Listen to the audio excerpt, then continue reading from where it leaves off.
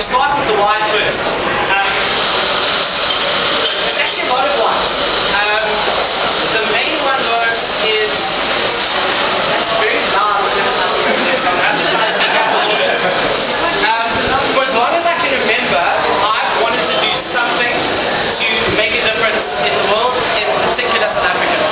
And what I mean by that is, I don't know about you guys, but I freaking love this place. I think it's the most amazing place in the world, but we've still got a hell of a lot of work to do. And no matter how much you want to talk about people like Julius Malema or the government not doing this and not doing that, even if we had the most amazing government that was doing absolutely everything in its power to make this country what it could or should be, it's not enough. You know, what's happened in the past, the chasm that exists between the haves and the have-nots is too big for any government, no matter how great it is, to do on its own. The only way that we're going to get to live in the country that we all deserve is if we all do something ourselves and get involved. So, for a long time I've been thinking about what that might be for me. And I've always been a big dreamer and a big thinker, and I've had an idea for a long time that has been something along the lines of trying to raise a shitload of money to give away to organizations in this country that are making a difference. And I started thinking about this and I thought, okay, cool. How can I get a lot of money to organizations that are making a difference? And I first thought, okay, cool, I'll start a fundraising campaign.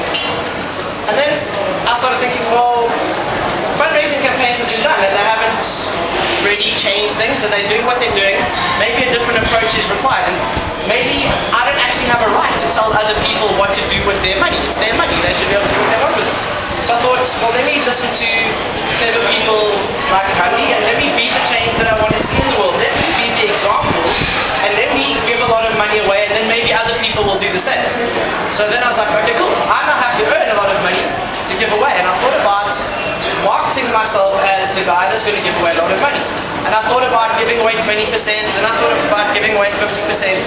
And no matter how much I thought about that, I realized that people might still think that the only reason I'm doing this is because I want to keep the 50% that might be more because I'm doing this cool stuff by giving it away. So then it dawned on me the one day that the best way for me to give away lots and lots of money would be to give away all the money that I earn. And then I was left with the prospect of, okay, that would mean I'm going to have to live without money. And that got me very scared and very excited all at the same time, and a whole bunch of new questions started opening up. And I've studied as a consciousness coach, or as a life coach, so I've spent a lot of time looking at what's possible for me in the world and looking at how other people look at how things are possible, and I've seen that everybody seems to equate what's possible back to money. You know, how many people here have got a dream or a wish, something that they'd like to achieve in the world?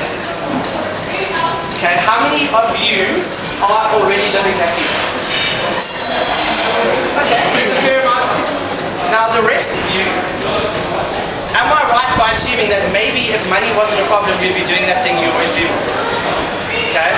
So what I'm hoping to propose by living without money for 5 years, by having an awesome life, by having awesome experiences, by making the difference in the world that I really want to make, without money, maybe I can show people that it's possible. One of the things that has become very clear to me while living this way is that money isn't what's required, but value is very, very important. So people sometimes hear about this and they think, okay, this hoax is just a really clever bum and he sits in his arse all day and talks a lot of crap and gets stuff for free. And if that was the case, I don't think I would last the whole 5 years. But what I've realized is that I'm going to get creative and think out of the box to find new and interesting ways to add value to people's lives in exchange for the things that I need. And I'd like to give you an example of one of the things that has happened.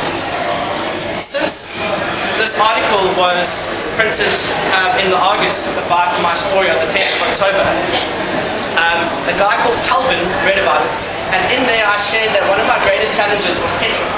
Now, I drive a scooter, so that means, because I don't use money for myself, someone had to meet me at the garage every time I needed to put petrol in my scooter, because my scooter only can take 30 rands worth of petrol.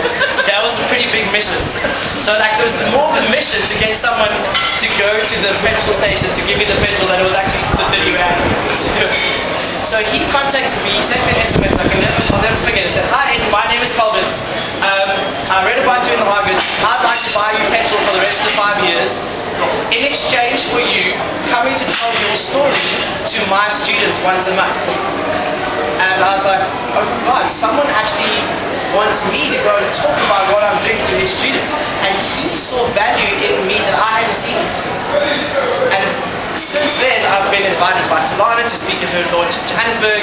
I was invited by a guy to speak at his launch in his business in Harrismith, and now I'm speaking again. And yeah, so I've just realized that value is a very, very interesting thing. And we always fall into this trick of valuing things in terms of money. And I've got another experience that happened also with petrol. I woke up the one morning and only had enough petrol to get to my first meeting. Didn't have enough money in my tank to get to the next meeting. So I emailed the guy that I was meeting first. And I said, I've got 4 cans of Red Bull, which Jonathan knows the story. I've got 4 cans of Red Bull which someone had just given me. So someone had given me 4 cans of Red Bull which had no value to me because I was currently detoxing at the time, so I wasn't allowed to have any caffeine. And I offered him 4 cans of Red Bull to fill my tank. And when we met at the garage, he put the 30 rand and he wanted to give me another 50 rand because Red Bulls cost 20 bucks at 7-Eleven. So he thought they were worth 80 rand and he wanted to give me the other 50 rand. And I said, what are you doing? He goes, no, I'm paying you for the Red Bulls.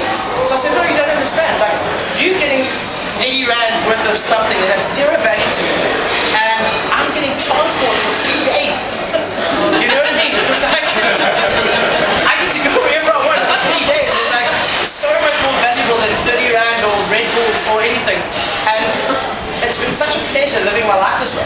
And I'm forced to meet life on life's terms. I can't take anything for granted. And yeah, it's really just been a really interesting way to live life. And I want to leave with a quote that I learned while on my training course. And Sue, maybe you can help me make sure that it's right. Yeah. The Helen Keller one. When Helen Keller says that security is an illusion. It doesn't exist in nature.